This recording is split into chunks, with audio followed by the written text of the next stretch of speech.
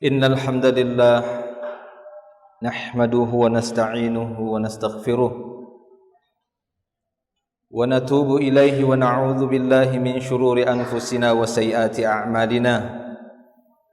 Man yahdihillahu fala mudilla lahu wa man yudlil fala hadiyalah. Ashhadu an la ilaha illallah wahdahu la syarika lah wa ashhadu anna Muhammadan abduhu wa rasuluh. Allahumma salli wa sallim ala rasulillah nabiyina Muhammadin sallallahu alaihi wasallam wa ala alihi wa ashabihi wa man tabi'ahum bi ihsanin ila yaumiddin. Wa qala Allah ta'ala ya ayyuhalladzina amanu taqullaha haqqa tuqatih wa la tamutunna illa wa antum muslimun. Amma ba'd, fa inna asdaqal hadithi kitabullah wa khairul hadi hadi Muhammadin sallallahu alaihi wasallam wa syarrul umur muhdatsatuha wa kullu muhdatsatin bid'ah wa kullu bid'atin dhalalah wa kullu dhalalatin finnar. Ma'asyiral muslimin, ikhwani fid din, rahimani Allah wa iyyakum ajma'in. Usi nafsi wa iyyakum bittaqwallah. Fattaqullaha mastata'tum. Fattaqullaha haitsu ma kuntum la'allakum tuflihun. Saudara-saudaraku kaum muslimin yang dimuliakan Allah Subhanahu wa taala. Segala puji hanya milik Allah Subhanahu wa taala. Kita memuji Allah dan bersyukur kepadanya atas segala nikmatnya. Salawat dan salam senantiasa kita ucapkan dan kita tujukan untuk Nabi Muhammad sallallahu alaihi wasallam. Saya memberikan wasiat untuk diri saya pribadi dan kepada para jamaah semuanya untuk senantiasa bertakwa kepada Allah Subhanahu wa taala. Bertakwa kepada Allah tabaraka wa taala dimanapun kita berada. Allah Subhanahu wa taala memerintahkan kita untuk beribadah kepadanya. Allah Subhanahu wa taala menciptakan kita agar kita beribadah kepadanya, agar kita menjadi hamba-hamba yang bertakwa kepada Allah. Allah Subhanahu wa taala lengkapi kehidupan kita dengan berbagai nikmat-Nya.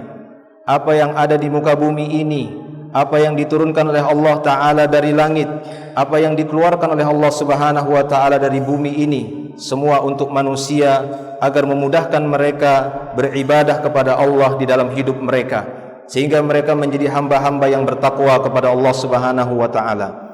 Allah Subhanahu wa Ta'ala berfirman di awal-awal surat Al-Baqarah, qala Allah Ta'ala ya ayyuhan nas u'budu rabbakum alladzi khalaqakum walladzina min qablikum la'allakum tattaqun alladzi ja'ala lakumul arda firasya was samaa'a binaa'a wa anzala minas samaa'i maa'an fa akhraja bihi minats thamarati rizqan lakum fala taj'alu lillahi andada wa antum ta'lamun.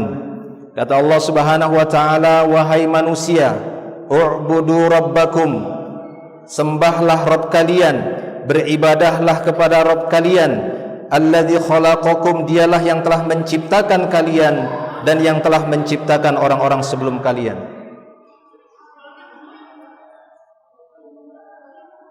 Untuk anak-anak yang di lantai 2, anak-anak yang di lantai 2, adik-adik semua anak-anak di lantai 2,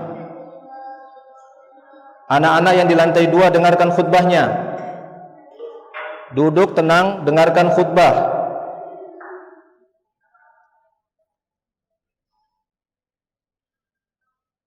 Anak-anak yang di lantai 2 duduk tenang, dengar khutbahnya.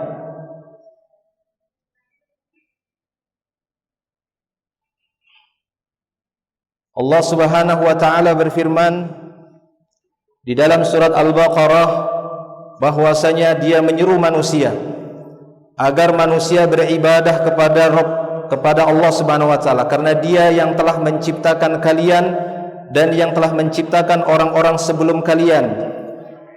Manusia sebelum kita dari manusia yang pertama adalah Nabi Adam alaihissalam dan seterusnya keturunannya sampai hari ini.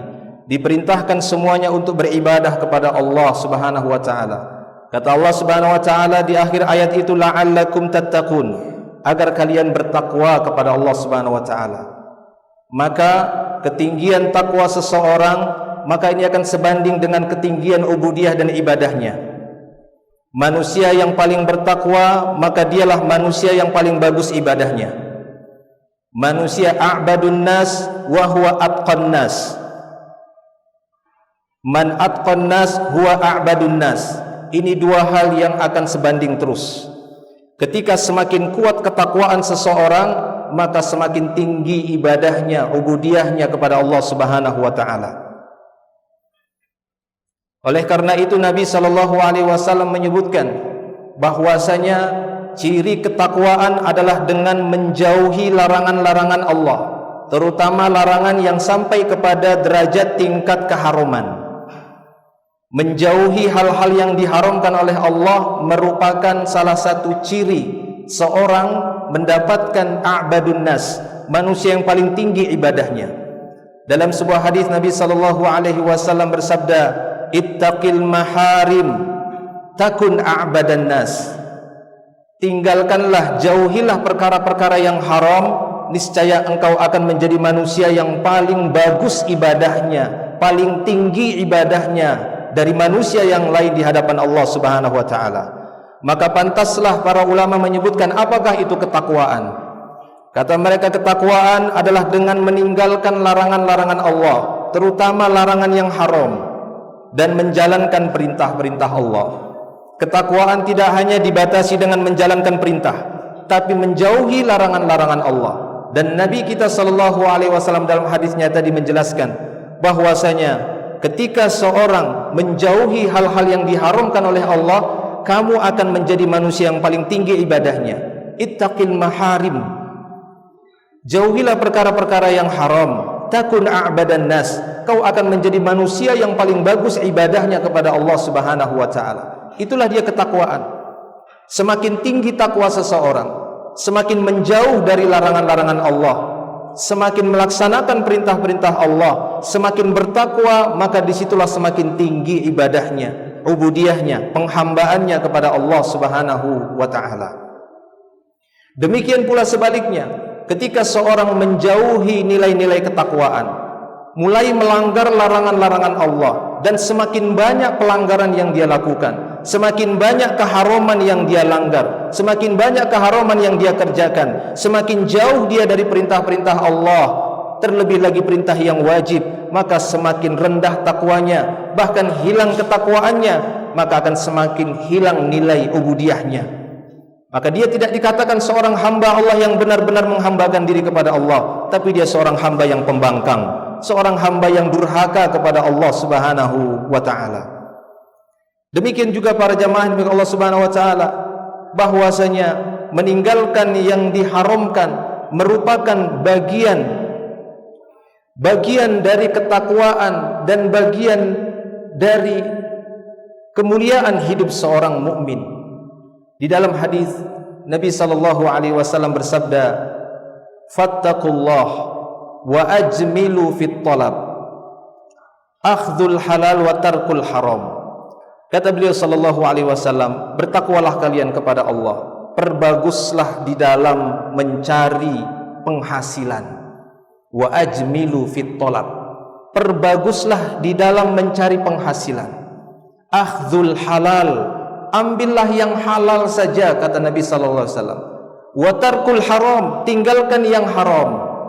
Karena sesungguhnya dengan mengambil yang haram, ini akan merendahkan ibadah kita dan menjauhkan kita dari golongan orang-orang yang bertakwa. Karena orang yang bertakwa justru sebaliknya, mereka meninggalkan yang haram dan mengambil yang halal. Bahkan perkara yang halal pun tidak boleh berlebihan. Sesuatu yang dihalalkan oleh Allah Ta'ala tidak boleh berlebihan. Sebagaimana Allah Ta'ala menghalalkan bagi kita makan dan minum, tapi tidak boleh berlebihan. Wa kulu washrabu wa la tusrifu, silakan kalian makan dan minum, kata Allah Ta'ala, tapi jangan berbuat israf, jangan berlebihan. Dalam perkara halal pun tidak boleh berlebihan. Lalu bagaimana dengan perkara yang haram? Adapun perkara yang haram maka tinggalkan. Karena tidak ada kerugian bagi seorang hamba mukmin terhadap perkara haram. Ketika dia meninggalkan yang haram, tidak ada ruginya. Tidak ada kerugian yang akan ditimpakan oleh Allah kepada hambanya ketika dia meninggalkan yang haram. Tapi ketika dia mengerjakan yang haram, ketika dia mengambil yang haram, disitulah kerugian dan kerendahan, disitulah menjadi kebinasaannya, menjadi kerugiannya di dunia dan di akhirat. Makanya Nabi SAW mengatakan agar kita mengambil yang halal.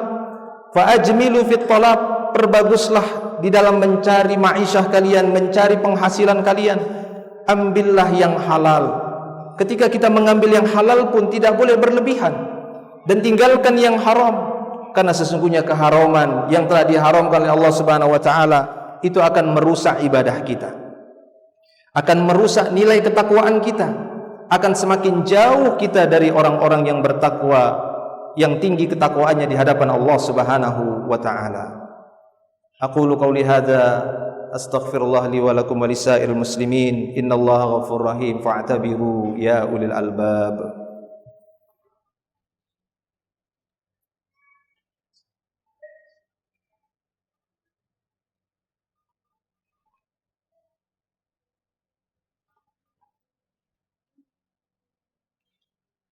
Alhamdulillahi rabbil alamin, hamdan katsiran tayyiban mubarakan fihi wa mubarakan alaihi kama yuhibbu rabbuna wa yardah. Asyhadu an la ilaha illallah wa asyhadu anna Muhammadan abduhu wa rasuluh. Allahumma salli wa sallim ala Muhammad wa ala alihi wa ashabihi wa man tabi'ahum bi ihsanin ila yaumiddin. Amma ba'du. Para jemaah kaum muslimin yang dimuliakan Allah Subhanahu wa taala, mengkonsumsi yang haram, menggunakan dari hasil-hasil yang haram, ini akan merusak ibadah seseorang. Bahkan ada satu ibadah yang sangat kita harapkan manfaatnya, yaitu doa. Doa itu akan terhalang dikarenakan orang tersebut mengkonsumsi hal-hal yang diharamkan oleh Allah, memakan dari hasil yang haram, meminum dari hasil yang haram. Karena keharaman di dalam Islam ada dua, ada haram dari sisi usaha, ada haram dari sisi zatnya. Maka kedua-duanya itu adalah keharaman, dan kedua-duanya itu akan menghalangi doa seseorang, akan merendahkan seseorang di hadapan Allah Subhanahu wa taala. Bukankah kita pernah mendengar bagaimana Nabi SAW menceritakan seorang musafir yang tubuhnya penuh dengan debu, rambutnya acak-acakan. Dia seorang musafir, dia mengangkat tangannya, kemudian memanggil-manggil Allah dengan asmaul husna, tapi sebab-sebab mustajab doa itu semua batal, hanya karena dia mengkonsumsi makanan yang haram, minuman yang haram, pakaian yang haram. Dia dikenyangkan dengan perkara yang haram.